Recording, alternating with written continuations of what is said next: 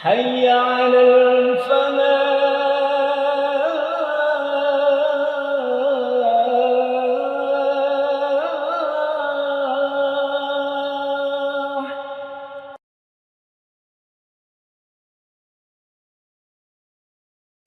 Bismillahirrahmanirrahim. Assalamualaikum warahmatullahi wabarakatuh. Alhamdulillah. Alhamdulillahilladzi ahyana ba'dama amatana wa ilaihin nusyur. Wassalatu wassalamu ala Muhammadin khairir rusul. Asyhadu an la ilaha illallah wahdahu la syarikalah wa asyhadu anna Muhammadan abduhu wa rasuluhu la nabiyya ba'dah. Subhanaka la ilma lana illa ma 'allamtana innaka antal alimul hakim. Rabbish shrah li sadri wa yassir li amri wahlul 'uqdatam min lisani yafqahu qawli, amma ba'du. Para jamaah sekalian rahimani wa rahimakumullah, alhamdulillah di pagi hari yang cerah ini Allah Subhanahu wa taala membangunkan kita dalam kondisi sehat walafiat, dan kita dimudahkan oleh Allah untuk melangkah menuju tempat yang mulia ini untuk ruku' dan sujud kepada Allah dalam rangkaian ibadah salat subuh. Mudah-mudahan seluruh ibadah kita diterima oleh Allah Subhanahu wa taala.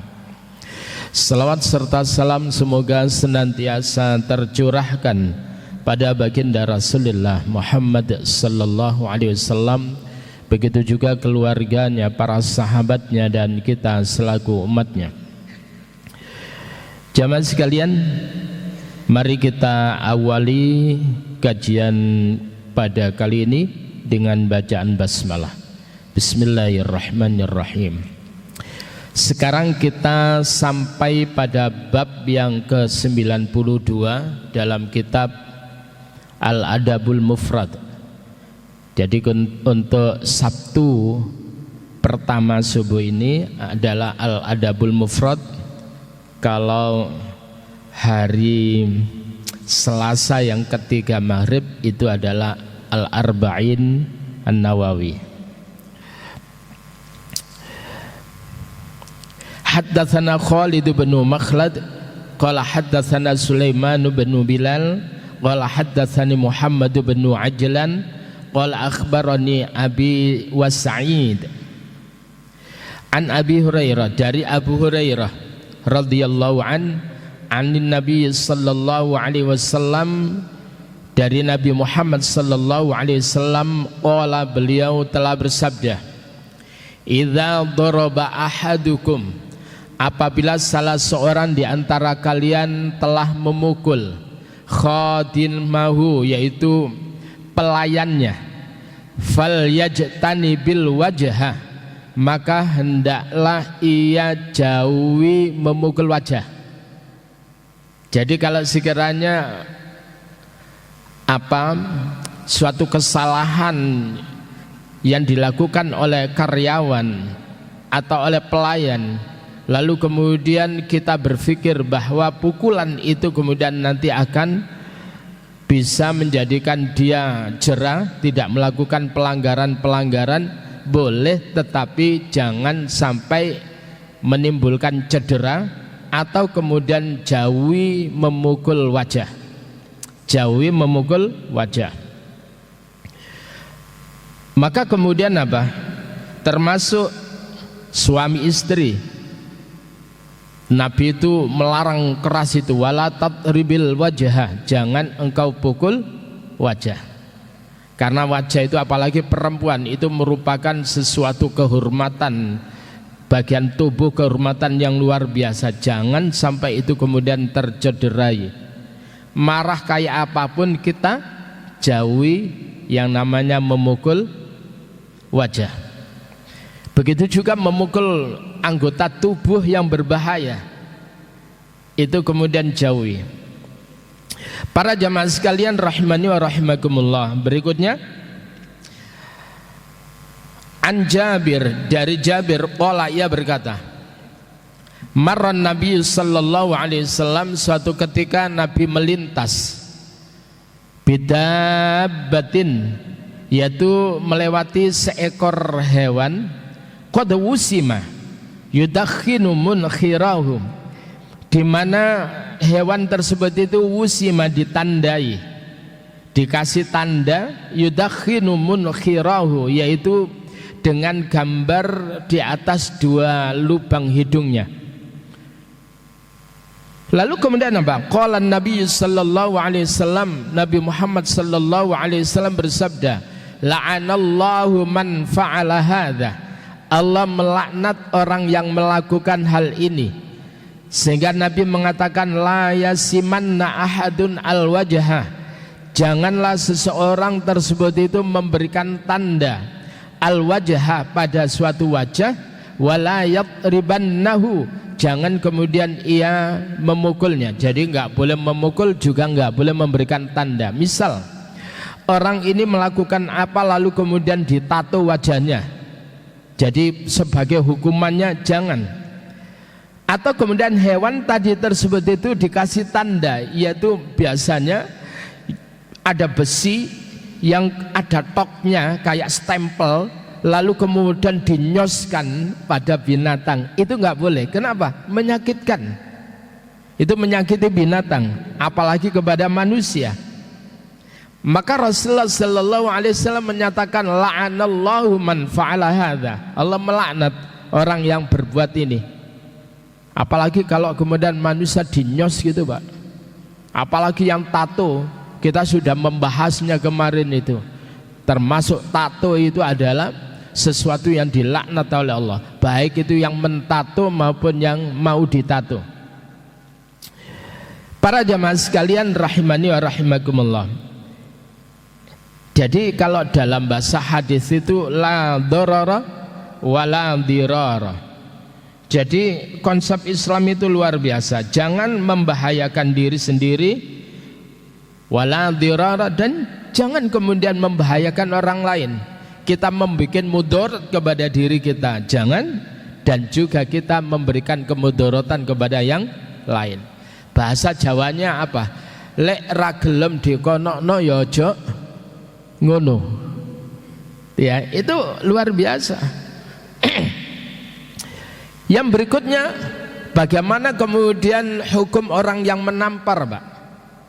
Bahasa Jawa nempeleng itu, menampar atau nempeleng itu. Bagaimana itu? Karena sekarang ini coba nanti bagaimana pandangan Islam kepada petinju, Pak? Dia, bagaimana pandangan Islam terhadap pertandingan tinju? Terkadang ada yang KO dan mati betul itu, dan kemudian ada yang keseper gak bangun-bangun, dia bahkan kemudian kayak adu petik, kayak adu ayam itu, sampai teler-teler itu. Bagaimana itu? Nanti insya Allah pandangan itu saya kemukakan. Haddatsana Husain qala, berkatalah Husain, sami'tu Hilal bin Yasaf yaqulu, aku mendengar Hilal bin Yasaf, ia berkata, kunna nabi'ul bazza fi dari Suwaid bin Muqarrin, pada suatu ketika kami ini menjual al-bazza, kain, ya. Jadi kami ini menjual kain fi dari Suwaid bin Muqarrin, yaitu di rumahnya Suwaid bin Muqarrin.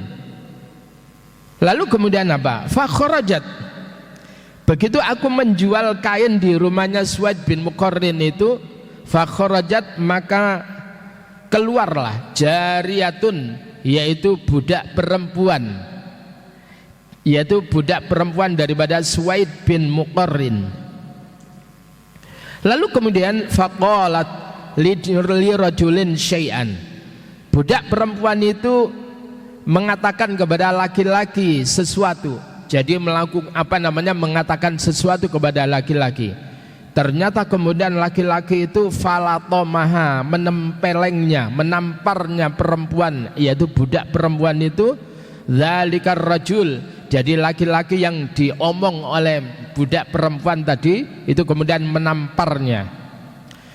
Setelah itu kemudian apa? Faqala lahu Suwaid bin Muqarrin. Kala itu Suwaid bin Muqarrin itu berkata, ala tamtam wajhaha, apakah engkau tersebut menampar wajah budak perempuan itu? Laqad ra'aitani, sungguh engkau telah melihat aku sabi'a sab'atin, di mana engkau melihat aku bahwa aku ini terdiri dari 7 saudara. 7 saudara. Wa malana illa khadimun, sedang kami ini tidak memiliki illa khadimun, kecuali 1 pelayan. Falatomaha ba'duna, kemudian salah satu di antara kami 7 itu menampar pelayan itu. Fa'amarahun Nabi sallallahu alaihi wasallam, kemudian Nabi memerintahkan kepada salah seorang di antara kami itu ayyu'tiqaha, yaitu memerdekakan budak yang ditampar itu. Coba, luar biasa.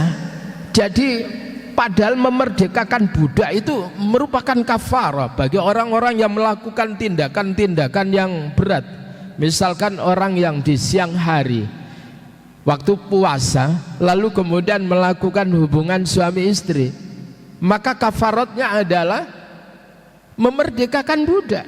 Tahriru raqabah, memerdekakan budak. Baru kemudian kalau tidak mampu, yaitu kemudian berpuasa fasyamu syahraini mutatabi'ain, puasa 2 bulan berturut-turut. Kalau sekiranya enggak mampu, maka kemudian dia tersebut harus memberikan makan, yaitu sittina miskinan, kepada 60 orang miskin. Jadi menampar budak itu tindakan yang keras sekali. Walaupun budak itu miliknya, tetapi tidak boleh semena-mena kepada budak. Orang yang menampar budaknya, maka kafaratnya harus memerdekakan budak itu. Jadi begitu tinggi penghormatan Islam kepada kemanusiaan itu. Para jamaah sekalian rahimani wa rahimakumullah. Jadi kalau ada orang yang menganggap bahwa Islam itu kok pro kepada perbudakan, salah besar. Salah besar. Justru Islam itu adalah dengan kesalahan-kesalahan yang dilakukan oleh seseorang, itu adalah seringkali kafaratnya adalah memerdekakan budak, dan itu adalah upaya untuk meminimalisir sampai habis yang namanya sistem perbudakan. Bahkan sesuatu yang luar biasa berat dan pahalanya besar, itu adalah fakku raqabah, yaitu memerdekakan budak. Para jamaah sekalian rahimani wa rahimakumullah. Minta maaf, minum dulu.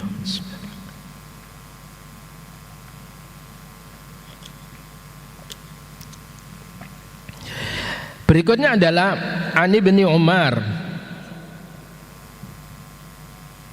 dari Ibnu Umar, yakni Abdullah bin Umar. Kalau Ibnu Umar itu berarti kunyah, dia kunyah, anak lanangi Umar. Atau misalkan Abu Bakar, itu adalah sama. Kemudian orang sekarang itu kemudian Abu siapa, itu adalah kunyah. Rasulullah itu disebut Abul Qasim, itu adalah kunyah. Sementara julukan-julukan yang melekat kepada seseorang itu namanya laqab.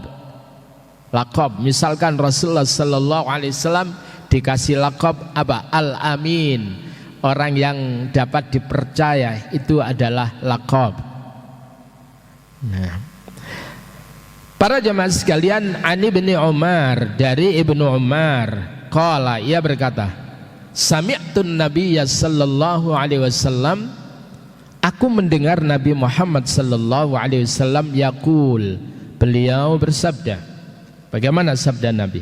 Man, barang siapa latoma abdahu, orang yang menampar hamba sahayanya, au darabahu, atau memukul hamba sahayanya, haddan lam ya'tihi, di mana orang tersebut menampar dan memukulnya adalah sesuai dengan hukuman atau apa namanya, lam ya'tihi, haddan lam ya'tihi, yaitu suatu hukuman yang tidak sesuai dengan apa, dengan hukuman baginya, maka kemudian fakaffaratuhu itquhu, maka kafaratnya, hal yang bisa menghapus dosanya itu adalah itquhu, yaitu memerdekakan budak. Para jamaah sekalian, suatu ketika ada seorang dari Yaman, di mana dia adalah seorang yang hidup di zaman Rasulullah Muhammad sallallahu alaihi wasallam, dan orang ini beriman kepada Rasulullah Muhammad tapi belum pernah berjumpa dengan Rasulullah Muhammad sallallahu alaihi wasallam. Maka ulama sepakat ini adalah tabi'in. Dan orang ini itu adalah namanya masyhur di langit sana, di kalangan malaikat itu masyhur. Dan orang ini adalah ketika dimintai oleh ibunya, wahai anakku, ibu kepingin haji, ya, ibu ini kepingin haji. Maka kemudian anak ini menyanggupi, insya Allah. Maka kemudian dia berlatih, Pak, berlatih untuk bagaimana badannya kuat menggendong ibunya yang sudah tua itu. Berlatih kalau sekarang ini apa itu, Pak, fitness atau apa itu. Setelah itu kemudian badannya saya gede, dempal. Maka kemudian dia dari Yaman menggendong ibunya untuk melakukan ibadah haji. Saat itu kemudian tawaf digendong, sa'i digendong, terus begitu sampai pada musim haji tiba, rangkaian itu dijalani begitu. Kemudian ke Mina pun juga digendong. Ketika kemudian besoknya wukuf di Arafah digendong, malamnya itu mabit di Muzdalifah digendong. Lalu kemudian besoknya Ramyul Jamarat, Ramyul Aqabah, ya, digendong. Berikutnya adalah Ramyul apa namanya, Jamarat, semuanya itu dilempar, digendong.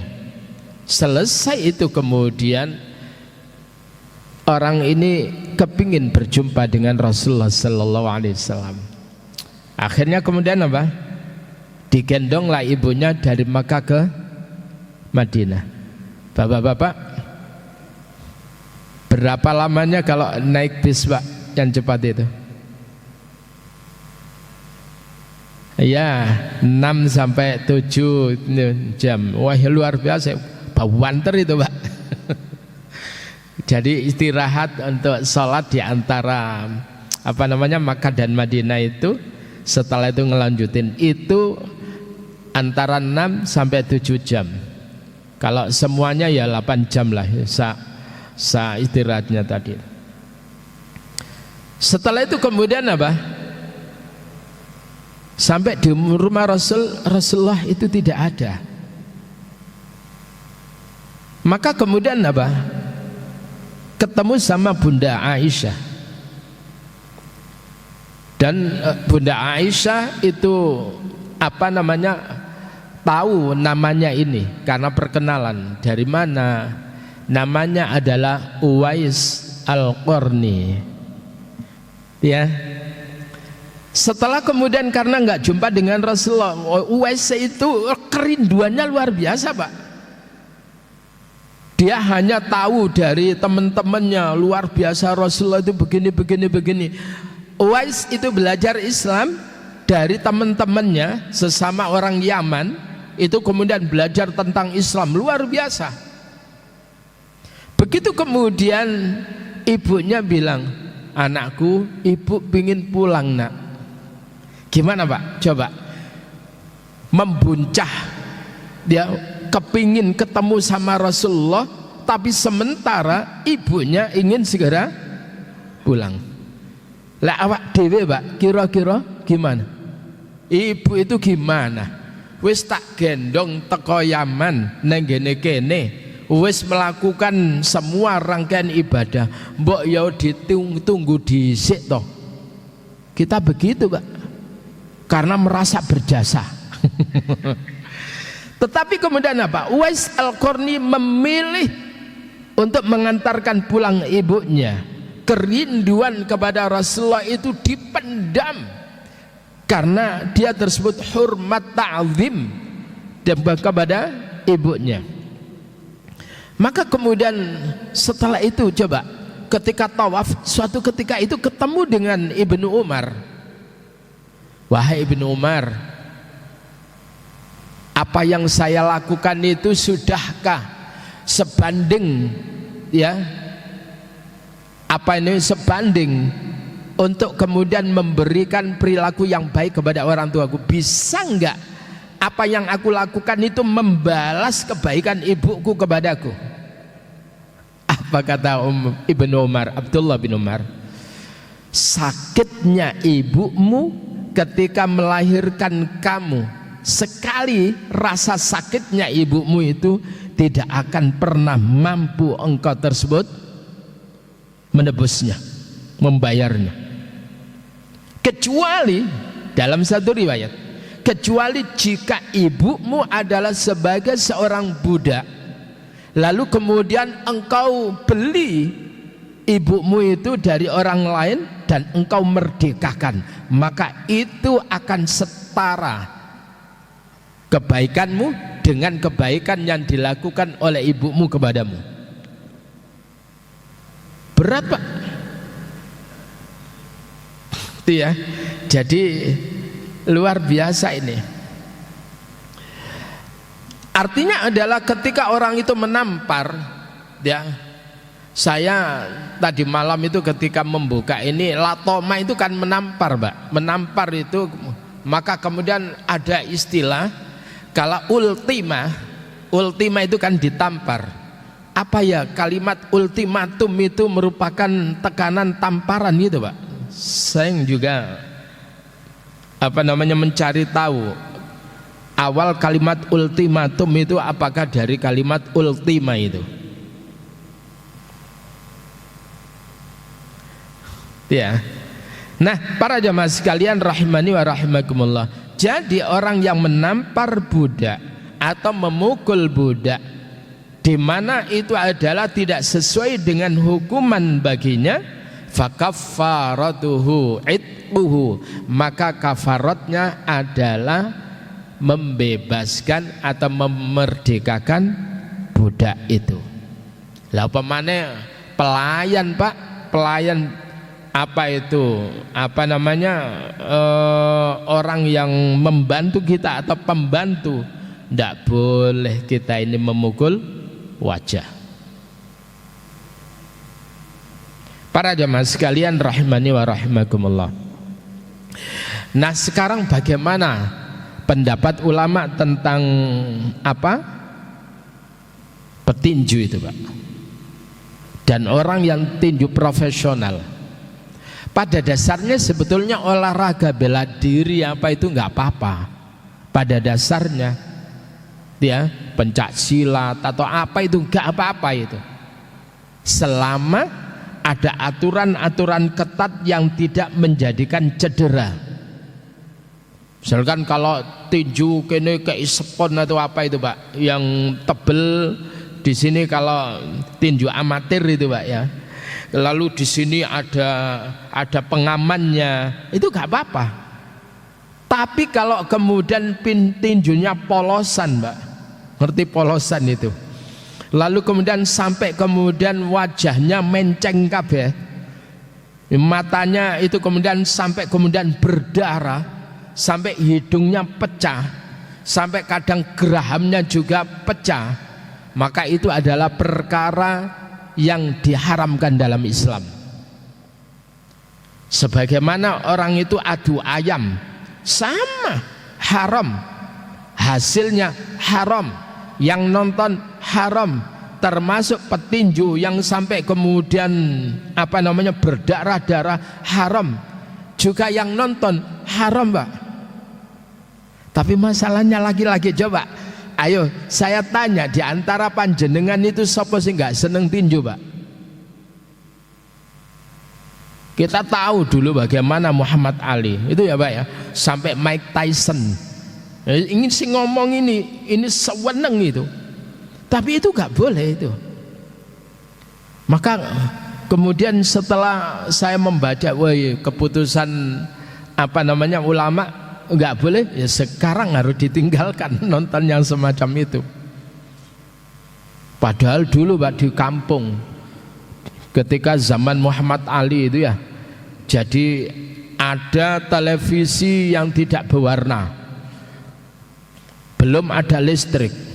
Wah, itu sehari sebelumnya itu disterek akinya, dan kemudian belum waktunya main tinju, 1 jam 2 jam itu kumpul di rumah itu.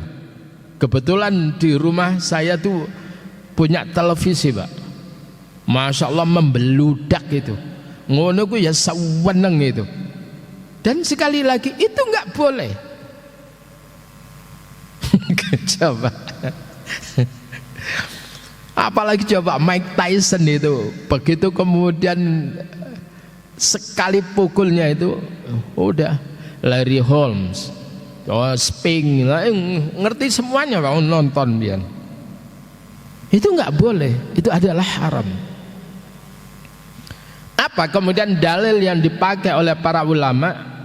Itu adalah antara lain wala tulqu bi aidikum ilat tahlukah, jangan kamu campakkan diri kalian dalam kebinasaan. Jadi kalau kemudian, karena apa? Pertandingan apalagi MMA, Pak, MMA itu, wow, itu kemudian insting membunuh itu tinggi sekali, Pak. Insting membunuh itu tinggi, maka itu adalah dilarang. Tapi kemudian kalau ada batasan-batasan, nggak boleh wajah ini, nggak boleh kayak gitu, boleh. Seperti gulat itu boleh, Pak, pada dasarnya boleh. Seperti sumo itu kan boleh, senyampang satu, tidak melanggar syariat. Apa itu? Tidak membuka aurat.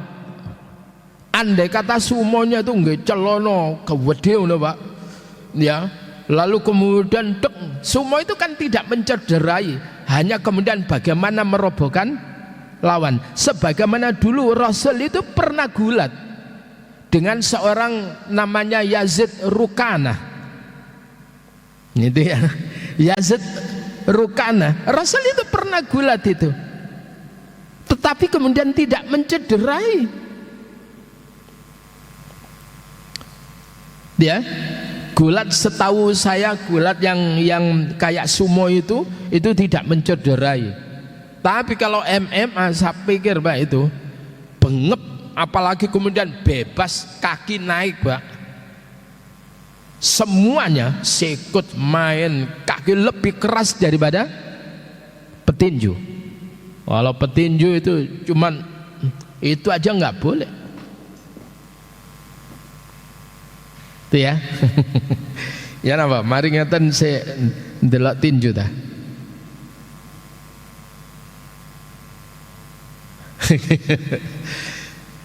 Jadi terus terang, Mbak, berat bagi laki-laki yang gemar petinju maring ini gak ndelok anu. Berat, Mbak. Tapi ini adalah gak boleh, dilarang.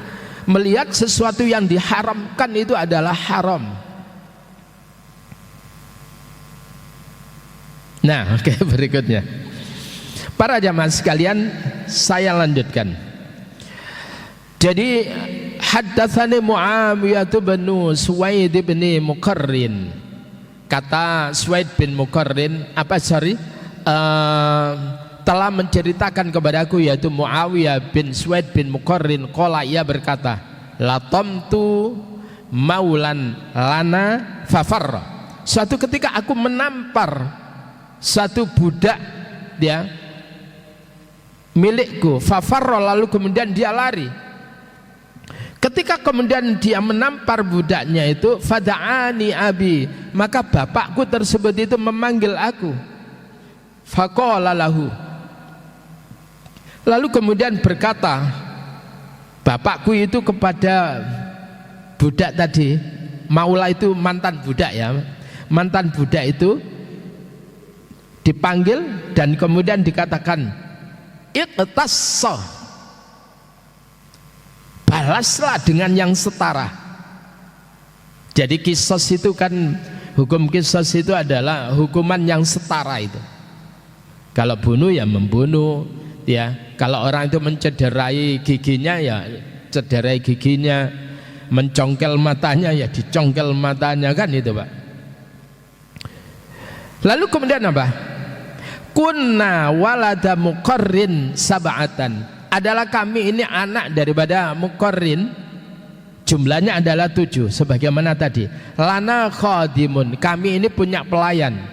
Falatamaha ahaduna, kemudian dari 7 saudara kami itu menampar pelayan itu. Fadzukira dzalika linnabi sallallahu alaihi wasallam, lalu kemudian peristiwa itu diceritakan kepada Nabi sallallahu alaihi wasallam. Faqala, maka Nabi mengatakan, murhum falyu'tikuha, perintahkan kepada mereka agar supaya mereka itu memerdekakan budaknya yang ditampar tadi itu. Faqila lin nabi, atau kemudian dikatakan kepada Nabi, laisa lahum khadimun ghairaha, mereka tidak punya pelayan kecuali selain itu. Ya wis ame iku tok pelayannya. Qala, Nabi berkata, fa idzastagnau, kalau mereka menganggap bahwa pelayan itu enggak ada gunanya lagi, khallu sabilaha, maka rentangkan jalan untuk memerdekakan budak itu. Para jamaah sekalian rahimani wa rahimakumullah. Jadi artinya adalah apa? Betapa penghargaan kepada tubuh itu sangat tinggi dalam Islam itu. Jangan kemudian kita mencederai orang lain. La dharara wa la dirara. Yang terakhir itu adalah sama dengan an Suwaid bin Muqarrin al-Muzanni, wa ra'a rajulan latama ghulamahu. Suatu ketika dia melihat seorang laki-laki itu kemudian menampar yaitu pelayan yang masih kanak-kanak itu. Faqala, ama alimta anna surata muharramatun. Jadi itu kemudian dikatakan kepadanya, apakah engkau tidak tahu bahwa yang demikian itu sesuatu yang diharamkan? Ra'aitani, kata siapa? Suwaid bin Muqarrin itu, ra'aitani wa inni sabi'u sab'ati ikhwatin, engkau melihat aku, sesungguhnya aku ini terdiri dari 7 saudara. Aku ini 7 bersaudara. Ala ahdi Rasulillah sallallahu alaihi wasallam, di zaman Rasulullah sallallahu alaihi wasallam, malana illa khadimun, kami ini tidak punya pelayan kecuali ya itu. Falatamahu ahaduna, kemudian salah satu di antara saudara kami itu menamparnya. Fa'amaranan Nabi sallallahu alaihi wasallam, maka Nabi memerintahkan kepadanya untuk supaya kami ini memerdekakan budak itu. Para jamaah sekalian rahimani wa rahimakumullah. Insyaallah kelanjutannya nanti akan kita lanjutkan di pertemuan yang akan datang. Kita mencari bab yang lain, karena bab-bab berikutnya masih sekitar memukul seseorang. Saya akan pindahkan kepada bab yang lain, insyaallah. Mari kita akhiri dengan doa kafaratul majelis. Subhanakallahumma wa bihamdika asyhadu an la ilaha illa anta astaghfiruka wa atubu ilaik. Kurang lebihnya mohon maaf. Assalamualaikum warahmatullahi wabarakatuh.